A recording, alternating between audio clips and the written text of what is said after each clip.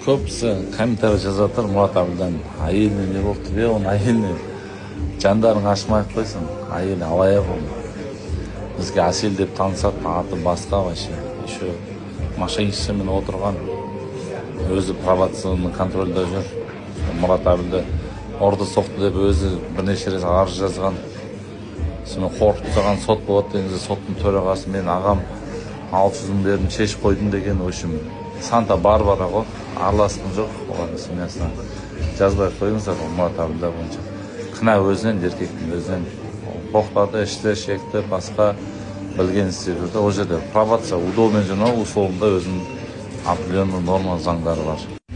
Мұраттың анасына есім просто, мамасы жақсы кісі, обал ғой анасына.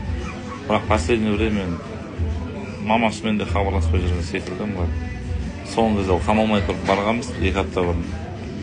Қонаққа деді, әйелінің туған күні деді, барсаң әйелінің туған күні емес, аты да басқа емес, оны пробивать еттік. В общем, сөйтсем пробацияны якобы байлап болған адам сияқты ол солай көрінді өзіме. Неге десең, кешкісін кафеде гражданкамен өтен адамдар жүрді, оперлер сияқты, не сияқты, түрлері протокольный ғой, сразу біліп қоясың ғой, кім жүрген. Мен ойлап қалдым, мен артынан біреу жүрген шығар деп, сөйтсем Мұрат уже соты болғанға дейін уже контроль қойып тастаған екен Мұратты ше. Сотталады, қамалады деген секілді.